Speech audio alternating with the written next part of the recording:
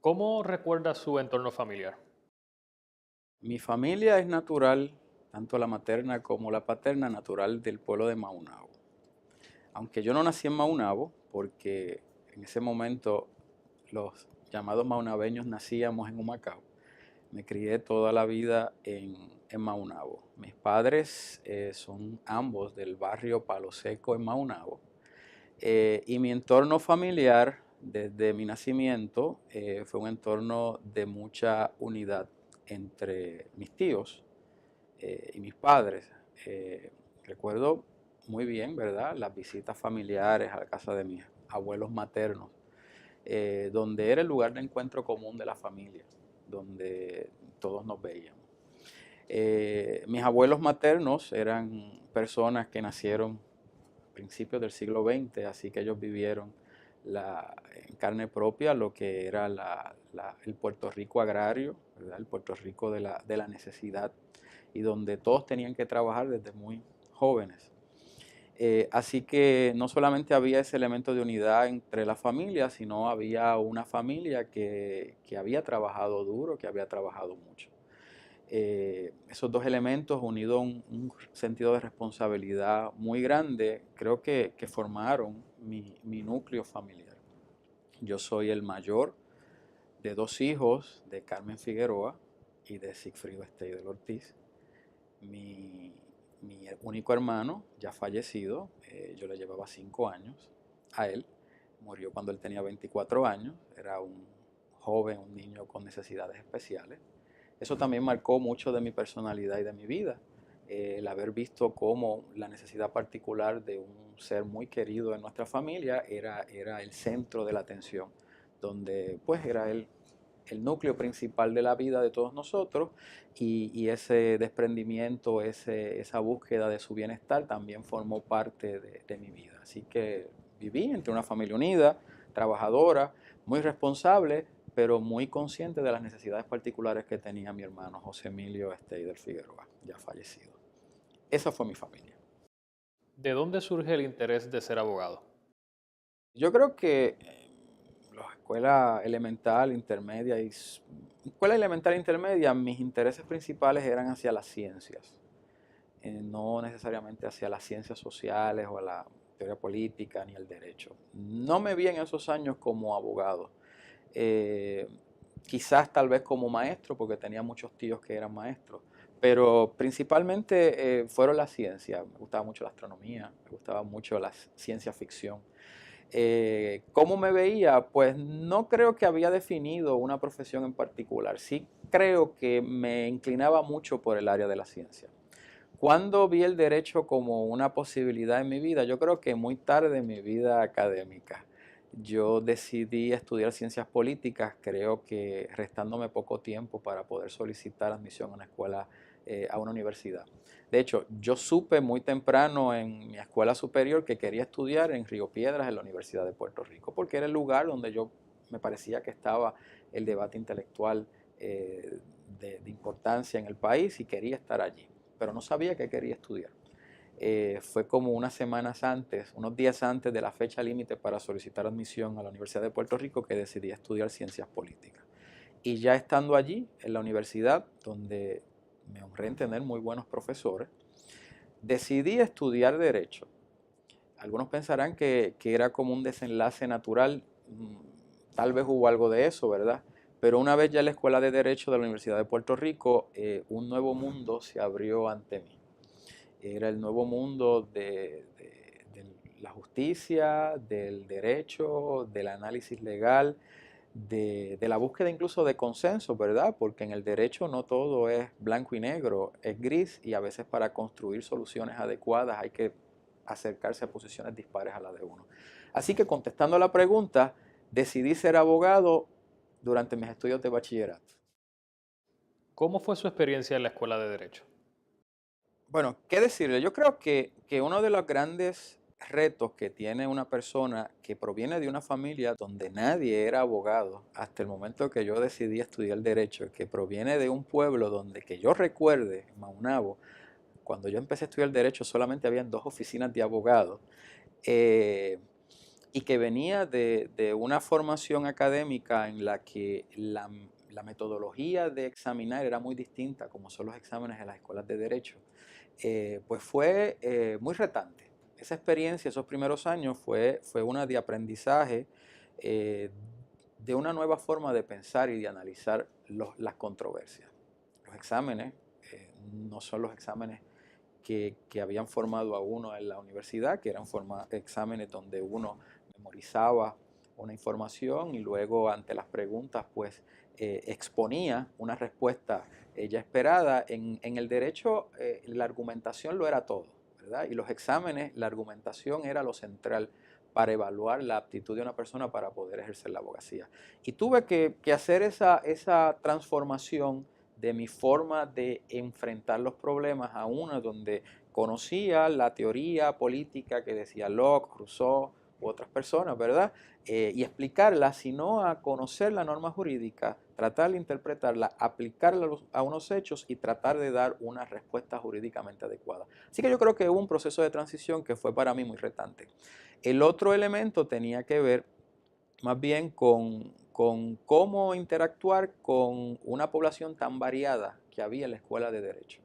Había gente de distintos niveles socioeconómicos, de distintos lugares, gente que tenía unas experiencias que probablemente eran más completas que las que yo tenía cuando llegué a estudiar en la escuela de Derecho.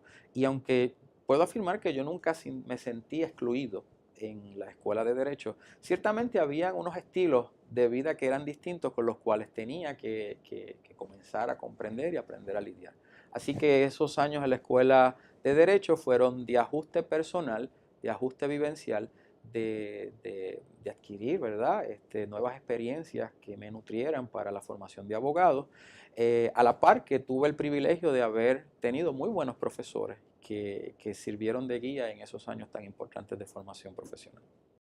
¿Cree que las revistas jurídicas están cumpliendo su rol en la profesión en el siglo XXI? Bueno, la función de las revistas jurídicas es servir de foro de discusión de ideas innovadoras en el derecho. Distinto a la publicación de un libro, se espera que una revista jurídica pueda publicarse con mayor rapidez, mayor periodicidad, ¿verdad? Para atender problemas que hay inmediatos para que profesores, estudiantes, académicos, juristas que no tienen la posibilidad, ¿verdad?, de publicar un libro, encuentren un lugar donde puedan exponer sus ideas novedosas. En Estados Unidos, las revistas jurídicas cumplen una función primordial, ¿verdad?, de ir adelantándose en el derecho, planteando problemas nuevas maneras de enfrentar viejos problemas, de criticar a los tribunales. Yo creo que en Puerto Rico no hemos llegado a un punto donde las revistas jurídicas hayan logrado insertarse en todos los espacios jurídicos como agentes críticos, como agentes que propongan nuevas ideas, que planteen nuevas formas de atender viejos problemas y lleven al derecho a un lugar de mayor esplendor, ¿verdad?, para atender las necesidades humanas. Así que en ese sentido creo que si bien cumplen una función importante, ¿verdad?, de divulgar ideas, creo que pueden hacer mucho más. Yo creo que las revistas jurídicas pueden ser más críticos de los tribunales y del trabajo judicial, creo que pueden ser más críticos de la legislación, creo que pueden incluso adelantarse a controversias que ni siquiera los tribunales han atendido en el momento. Y me parece que en ese sentido las revistas jurídicas como ese foro pueden ser mucho más, pueden ser mucho más. Me gustaría, por ejemplo, ver escritos jurídicos que más allá de criticar una decisión, que eso es importante y creo que debe haber más, anticipen controversias que no están planteadas en los tribunales. Cómo la ciencia está impactando el mundo jurídico, cómo la neurociencia puede afectar el proceso judicial. Y creo que puede haber un debate un poco más rico que las revistas pueden ocupar mucho más. ¿Cómo fue su experiencia como oficial jurídico del honorable Gilberto Yerbolini? Fue mi primera experiencia de trabajo luego de graduarme. Curiosamente, fui reclutado en algún momento entre abril y mayo del 95, mi último año de estudio, y el juez Yerbolini me pidió que comenzara a trabajar con él el lunes siguiente a que yo saliera de la reválida. Así que no tuve oportunidad de descansar lo suficiente después de ese proceso intenso de estudio que representan esos 2 o 3 meses antes de la reválida de septiembre. La reválida recuerdo que terminó un jueves y ya el lunes estaba comenzando a trabajar en el entonces Tribunal de Circuito de Apelaciones con el juez Gilberto Yerbolini Rodríguez. Fue una experiencia extraordinaria. El juez Gilberto Yerbolini tenía una amplia experiencia como juez en el Tribunal de Primera Instancia y ahora en ese momento como juez de apelaciones pues traía todo ese bagaje intelectual, toda esa experiencia formativa que tuvo durante sus años previos y sin duda me la transmitió. El trabajo judicial no es solamente conocimiento del derecho y de la técnica jurídica, tiene un elemento de experiencia, ¿verdad? Para tener una sensibilidad particular, para conocer cómo la realidad viva amerita que el juez pondere otros elementos al momento de tratar de llegar a un resultado justo o adecuado. Y el juez Yerbolini me ayudó en esa formación para tratar de adquirir esa nueva dimensión que va más allá de lo propiamente jurídico y que lo da la experiencia y la práctica. Además que con él tuve una gran libertad para opinar. Tanto él como el juez Hernández Denton más adelante, me dieron mucha libertad para opinar y me sentía escuchado, me sentía atendido y respetado, aun cuando al final la decisión siempre sería del juez como yo sabía que tenía que ser. Nunca hubo espacio o nunca hubo un rechazo a escuchar a una opinión que pudiera ser distinta a la que el juez pudiera tener en su momento. Así que yo le estoy muy agradecido por haberme concedido esa primera experiencia de trabajo y tengo una deuda con él en esos años de formación después de mis estudios de Derecho. ¿Cómo fueron sus años como director ejecutivo de la Junta Examinadora de Aspirantes al Ejercicio de la Abogacía y la Notaría entre el año 1999 y 2004? Esos 5 años que estuve como director ejecutivo de la Junta Examinadora de Aspirantes al Ejercicio de la Abogacía requirieron, ¿verdad?, que aprendiera una nueva faceta profesional.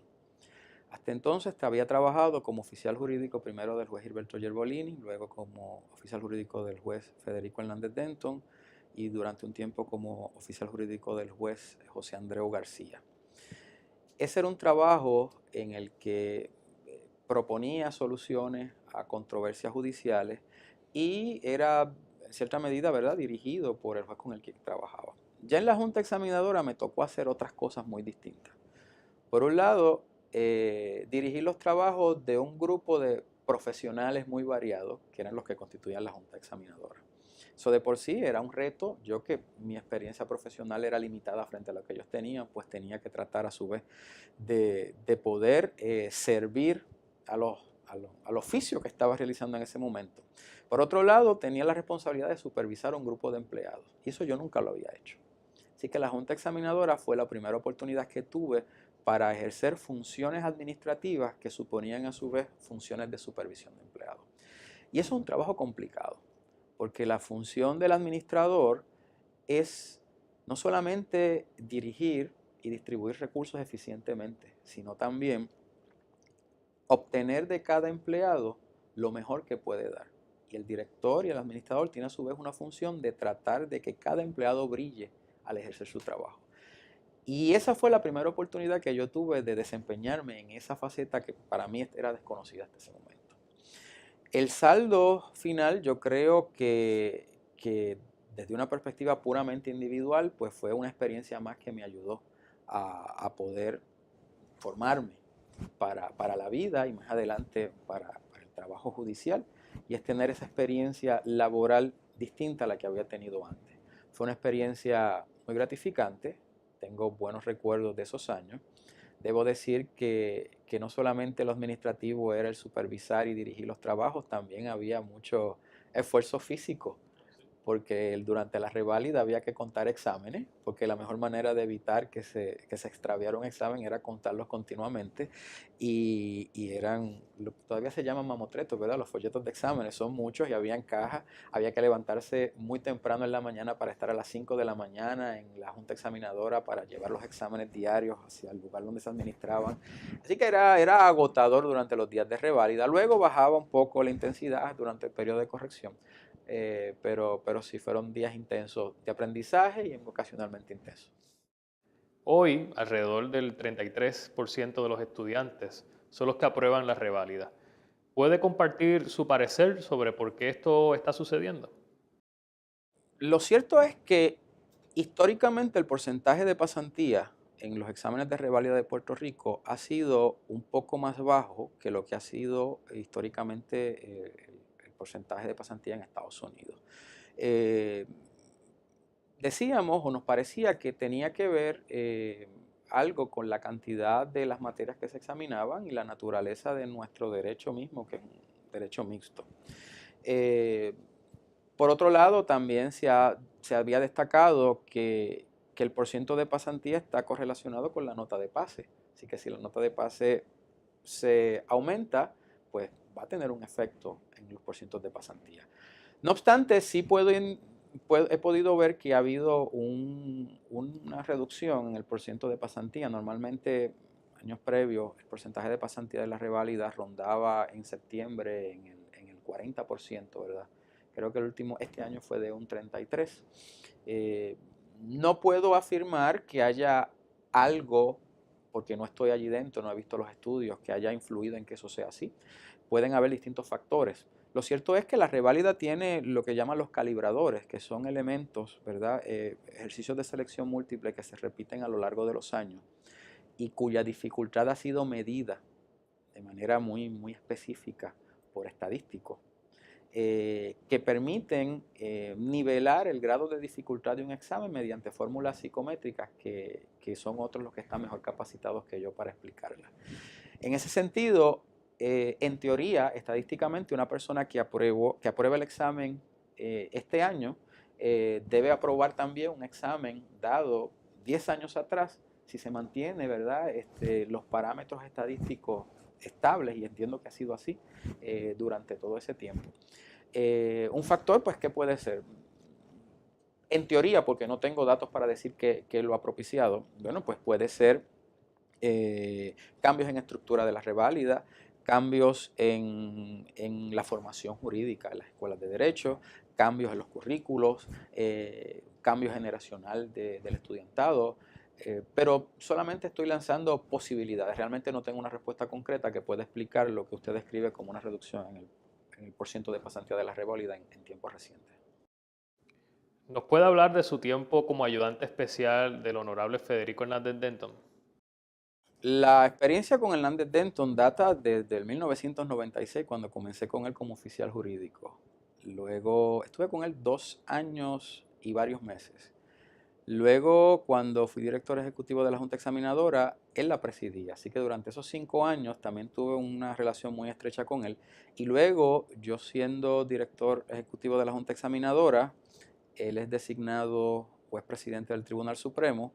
En ese momento ya yo había sido nombrado como juez superior y estaba en transición hacia la judicatura cuando él me pide que colabore con él en su presidencia como ayudante especial de él. En esa ocasión, ante el ofrecimiento, le dije que aceptaría, pero con algo de osadía de mi parte, ¿verdad? Poner una condición a un juez presidente, eso yo creo que es difícil hacerlo, pero yo lo hice. Yo le dije, bueno, que me gustaría ir a sala, porque yo era juez superior en algún momento, y si tenía libertad para luego irme a una sala, porque sabía que mi formación como juez estaba en los tribunales, no estaba en una oficina administrativa. Y él me dijo que sí. Comencé a trabajar con él como ayudante especial con la expectativa de que no estaría más de 6 meses u 8 meses. Estuve 2 años y medio con él como su ayudante especial hasta que en el 2007, luego de convencerlo, fui a una sala del tribunal de primera instancia. Esos años de ayudante especial de él fueron, como suele ser con Hernández Denton, intenso, porque es una persona que toda su vida ha estado centrada en el trabajo. Hasta sus pasatiempos tienen que ver con el trabajo. Y por lo tanto, el equipo de trabajo que está alrededor de él tiene que seguir ese ritmo de trabajo. Una persona sumamente laboriosa, sumamente dedicada al trabajo, sumamente comprometida y consciente de las responsabilidades que en ese momento tenía, porque ha dejado de ser pues, presidente unos años atrás. Y mi relación con él fue muy estrecha, muy cercana en lo personal también.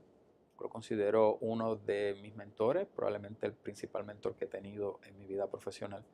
Y en ese sentido, aunque la relación en estos momentos no es tan frecuente por razones obvias, pues porque él está haciendo otras cosas, ya no está en la judicatura y yo pues estoy en este trabajo. La verdad es que siempre nos conversamos con alguna regularidad y siempre con el mismo respeto, aprecio y afecto. Esos años fueron intensos, como dije, de mucho aprendizaje, de comprender una forma particular de administrar un sistema complejo como el sistema de tribunales y de afianzar, ¿verdad? Una relación que había iniciado mucho antes de mentoría que ha sido él para mí. ¿Cuál es su opinión sobre los cánones de ética de Puerto Rico? ¿Se atemperan a la época en la que estamos viviendo? Bueno, la respuesta tiene que no se atemperan al siglo XXI, son unos cánones aprobados en los 70 y que pues, requieren ser revisados. Y yo creo que hay bastante consenso entre la comunidad jurídica que tienen que ser examinados. Eh, la controversia estriba en hacia dónde dirigir los cánones. Los cánones de ética judicial, de hecho, es un código de ética profesional que está estructurado en cánones y por eso comúnmente se le llama como cánones. La controversia principal que permea este debate respecto a una revisión del código de ética profesional estriba en qué énfasis debe tener, si un énfasis más disciplinario o un énfasis más ético o filosófico, ¿verdad? Y me explico. Eh, la medida que se aspire a que los cánones sean, o el código sea un código que regule la práctica profesional de manera específica, como reglas particulares, pues se inclina más a ser un esquema disciplinario más que ético. En la medida en que se quiera primar principios o valores éticos, pues los cánones serían más generales. Cada cosa tiene, ¿verdad? Cada esquema tiene sus ventajas y sus desventajas. Un esquema disciplinario, pues puede comunicar, en teoría puede comunicar mejor qué es lo que se puede o no se puede hacer en la práctica de la profesión. Lo único que ocurre es que puede excluir comportamiento que no haya sido previsto. Y la pregunta es, al final, ¿qué va a pasar? Comportamiento no claramente delimitado como que un abogado no debe incurrir en él, que escapa, ¿verdad?, la sanción disciplinaria. La perspectiva ética dice, bueno, la ética no excluye nada, sencillamente establecemos unos principios, unos valores, unos deberes generales y que en su momento cuando surge una controversia, un foro va a examinar la conformidad de un comportamiento con esos principios. Tiene sus ventajas, tiene sus desventajas y una desventaja lógica es lo que usted ha planteado, la posibilidad de vaguedad, ¿verdad?, de una generalidad absoluta. Y ahí nos encontramos en este momento. Sé que si el tema está planteado ante el Tribunal Supremo, en su día veremos cuál es la propuesta. Supongo que habrán comentarios respecto a ellos, pero en cierta medida creo que los esfuerzos están dirigidos a revisar esos cánones para ajustarlos a la realidad del Puerto Rico del 2016, casi 2017. ¿Cómo se siente como director administrativo de los tribunales? Mi vocación es ser juez. Yo he comunicado entre amigos, ¿verdad?, que me encuentro en una sabática. Es decir, he tenido una pausa a mi trabajo judicial. Es lo que me gusta, es lo que disfruto a cabalidad y es lo que quiero hacer. Sin embargo, ante la petición que me hizo la jueza presidenta, a quien agradezco muchísimo la deferencia de haberme invitado a colaborar con ella desde esta posición, Ciertamente no podía pensar exclusivamente en lo que me gusta hacer, sino también en cómo puedo colaborar, cómo puedo ayudar, cómo puedo integrarme a un proceso de transformación y de revitalización de cara al futuro de todo el Poder Judicial. Y tras meditarlo, ¿verdad? Tras el ofrecimiento, pues acepté, pensando en que algún día regresaré a la judicatura en funciones como tal. ¿Cómo me gusta o cómo no me gusta? Realmente yo no utilizaría ninguna de esas dos expresiones. Es un trabajo distinto y que da también muchas satisfacciones. Y ciertamente hay un proceso de aprendizaje, un proceso de transición, porque el trabajo judicial es un trabajo solitario, trabajo íntimo en el tribunal de primera instancia con la conciencia del juez, en el tribunal de apelaciones con quienes integran un panel.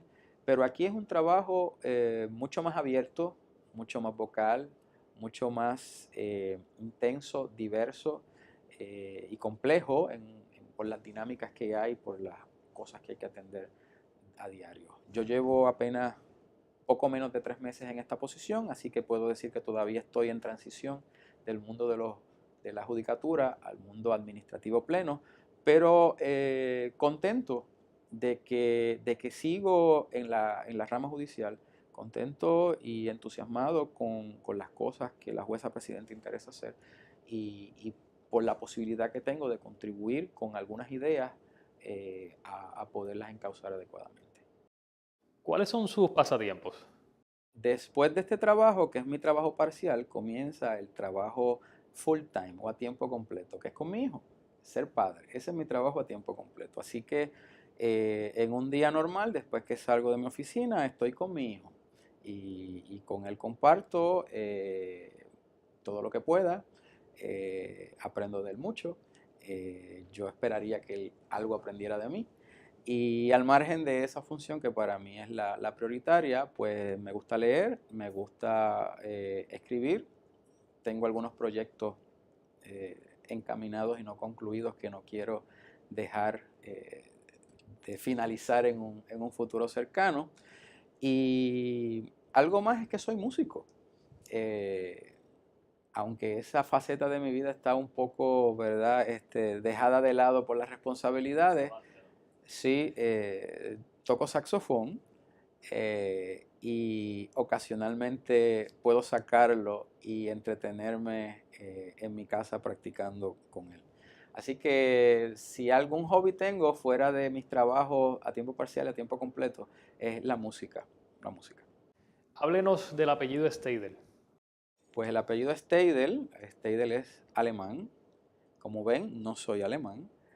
Mi padre tampoco lo es. El bisabuelo de mi padre, Hermann Steidel, así se pronuncia en alemán el apellido, provino de Alemania y se estableció en Maunabo. Me cuentan que él era tonelero, son las personas que preparan barriles para transportar vino en los barcos. Debió llegar a Maunabo en algún momento del siglo XIX. Allí se estableció, se casó, tuvo varios hijos. Uno de ellos fue el abuelo de mi papá, o sea, mi bisabuelo, Casimiro Steidel. Decimos Steidel porque lo castellanizamos, pero la pronunciación correcta es Steidel. Pero todos en Maunabo lo pronunciamos Steidel. En algunas personas que conocen el idioma alemán, pues lo pronuncian en alemán, pero proviene de alemán y de esa persona, Hermann Steidel, a quien lógicamente no conocí, y que tuvo varios hijos. Uno de ellos pues tuvo al papá de mi papá, mi abuelo, Emilio Steidel, a quien no conocí, y mi padre Sigfrido Steidel, que es línea directa de ese alemán que llegó a las costas de Maunabo y que dicen que allí se enamoró de una maunabeña.